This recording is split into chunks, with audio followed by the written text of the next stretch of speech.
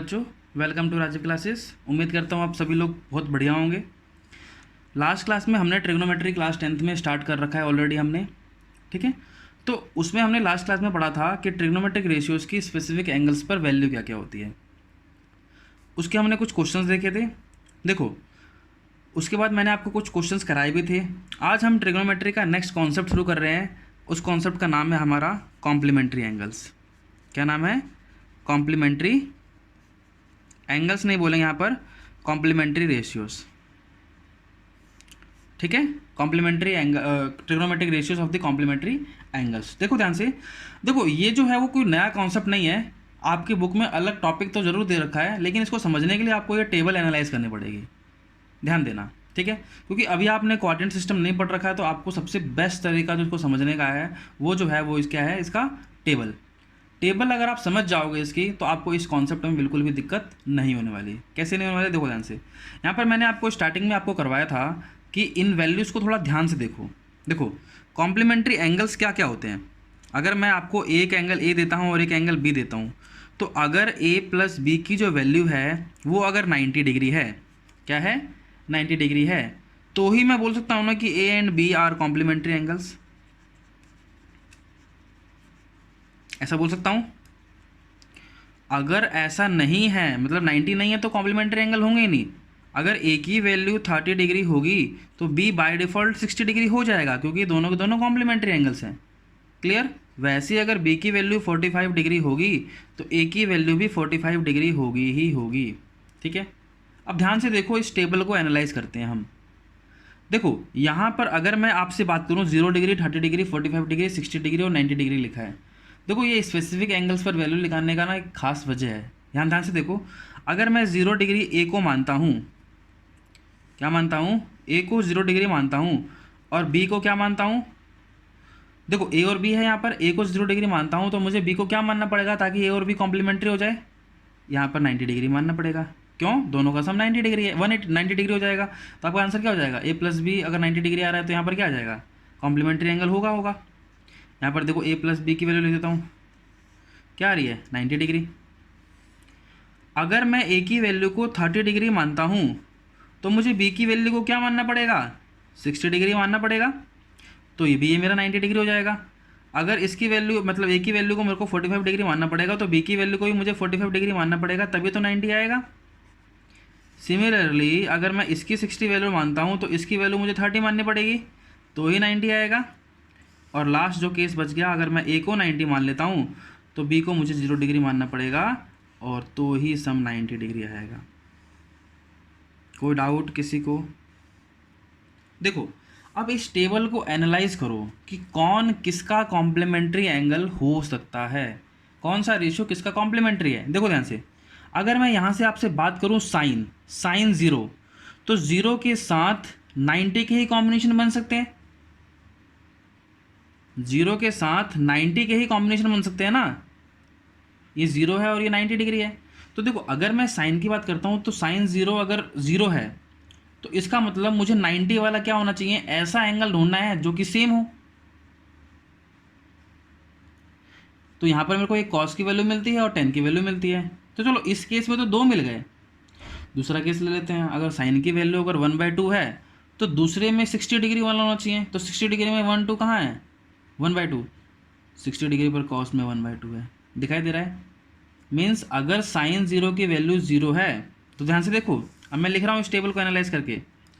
अगर मेरे पास sign 0 degree की वैल्यू 0 है, तो कॉस की इसकी कॉम्प्लीमेंट्री एंगल क्या है? 90 डिग्री की वैल्यू भी 0 ही होने वाली है। ध्यान से देखो, अगर मेरे पास साइन 30 डिग्री की वैल्यू 1/2 है, तो 30 डिग्री का कॉम्प्लीमेंट्री क्या होगा? 60 डिग्री। तो कॉस 60 डिग्री की वैल्यू क्या आने वाली है? ये भी 1/2 ही आने वाली है। वैसे ही अगर मैं साइन 45 डिग्री की बात करता हूँ, तो इसकी वैल्यू 1/√2 आने वाली है। तो 45 का कॉम्प्लीमेंट्री क्या होगा? कॉस 45। तो इसकी वैल्यू भी 1/√2 ही आने वाली है। अगर मैं साइन 60 की बात करता हूँ, इसकी वैल्यू √3/2 है, तो इसका कॉम्प्लीमेंट्री क्या होगा? 30 डिग्री। तो इसकी वैल्यू भी √3/2 है। वैसे ही अगर मैं साइन 90 की बात करता हूँ, तो यहाँ पर क्या आंसर आ गया? यहाँ पर आंसर आ गया आपका 1 तो cos 0 की वैल्यू कितनी आ गई 1। समझ पा रहे हो ये कैसे आया? मीन्स अगर मैं आपसे यहाँ से बात करता हूँ कॉम्प्लीमेंट्री एंगल निकालने का, तो साइन जो है वो कॉस का कॉम्प्लीमेंट्री है, या फिर इसका रिवर्स बोलूँ, कॉस जो है वो साइन का कॉम्प्लीमेंट्री है। मीन्स साइन का कॉम्प्लीमेंट्री कॉस है और कॉस का कॉम्प्लीमेंट्री क्या है, साइन है। समझ पा रहे हो? मीन्स साइन 30 की वैल्यू अगर 1/2 है तो कॉस 60 की वैल्यू भी 1/2 ही होगी। या फिर आप इसको दूसरे मेथड से समझ सकते हो कि कॉस 60 की वैल्यू अगर 1/2 है तो साइन 30 की वैल्यू भी 1/2 होगी। तो यहाँ से मेरे पास कंक्लूजन लिखना कि अगर साइन थीटा की वैल्यू जो है वो किसके इक्वल होगी, कॉस में, कॉस को 90 में से उस एंगल को माइनस कर दो। देखो अगर साइन 30 डिग्री है तो कॉम्प्लीमेंट्री कैसे लिखने का, 90 में से 30 को माइनस करना पड़ेगा, तो कॉस में वो एंगल आ जाएगा, दोनों की वैल्यू सेम आने वाली है। तो साइन थीटा की वैल्यू जो है वो कॉस 90 माइनस थीटा के इक्वल होने वाला है, और कॉस थीटा की जो वैल्यू है वो साइन 90 माइनस थीटा के इक्वल होने वाला है। समझ में आया? That is the meaning of complementary angles. देखो ये कोई नया कॉन्सेप्ट नहीं आया है कि आपको समझने में थोड़ी दिक्कत हो, नाम अलग है, बस आपने जो पिछले 2 कॉन्सेप्ट पढ़ रखे हैं उसी कॉन्सेप्ट से ही ये आया है, इस टेबल को एनालाइज करके ही आया है वो चीज़। समझ पा रहे हो मैं क्या बता रहा हूँ? क्लियर? वैसे ही अगर तुम tan और cot में एनालाइज करोगे तो cot 0 और tan 0 की वैल्यू सेम है, tan 90 की वैल्यू, tan 30 और cot 60 की वैल्यू सेम है, tan 45 और cot 45 की वैल्यू सेम है, cot 60 और cot 30 की वैल्यू सेम है। समझ पा रहे हो?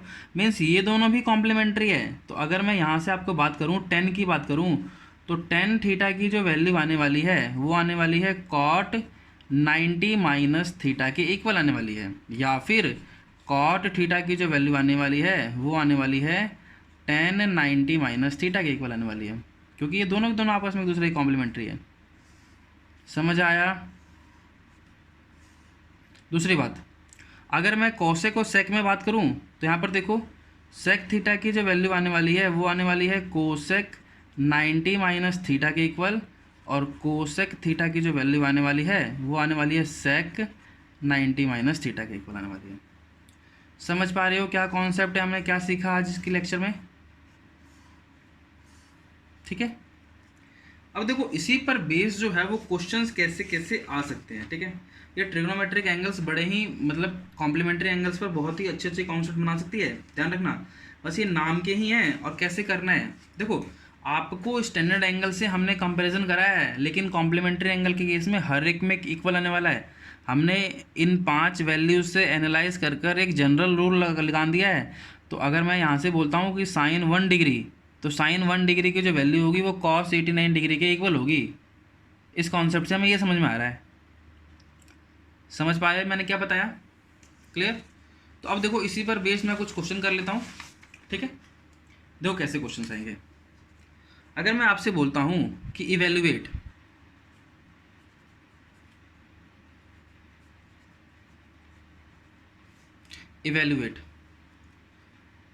tan 65 degree upon cot 25 degree, इसकी वैल्यू है।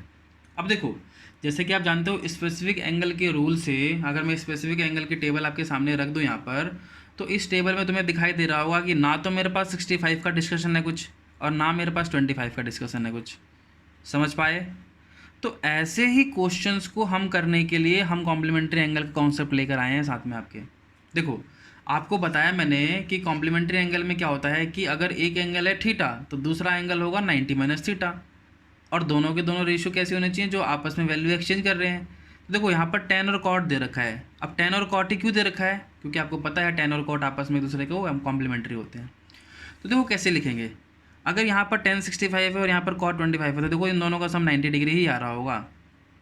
तो 90 डिग्री आ रहा है तो आप कैसे करोगे? देखो यहाँ पर अगर tan 65 डिग्री है यहाँ पर, तो आप cot को tan में बदल दो या tan को cot में बदल दो, क्योंकि कन्वर्ट करना तो आता ही है। तो यहाँ पर देखो क्या मैं cot को 65 डिग्री को ले सकता हूँ 90 माइनस 65 डिग्री, क्योंकि 90 में से 65 माइनस करोगे तभी तो 25 आएगा। अब ये 65 कहाँ से आया, देखो यहीं से आया, क्योंकि ये दोनों आपस में कॉम्प्लीमेंट्री है। तो 90 में से ये माइनस करोगे तो ये आ जाएगा, और 90 में से ये माइनस करोगे तो ये आ जाएगा, एक ही बात है। देखो अगर आपको पता है कि यहाँ पर आ गया 1065 तो ऊपर रहेगा ही रहेगा। What is cot 90 minus theta, cot 90 minus theta मैंने अभी बताया जस्ट। कॉट 90 माइनस थीटा क्या होता है, कॉट जो होता है वो 10 में कन्वर्ट होता है, तो कॉट 90 माइनस थीटा जो होगा वो 10 थीटा हो जाएगा। क्या हो जाएगा, 10 थीटा। तो 10 थीटा मीन्स ये हो जाएगा, दैट इज़ 1065 डिग्री। तो इससे कट करके आ जाएगा 1 आ जाएगा, ठीक है।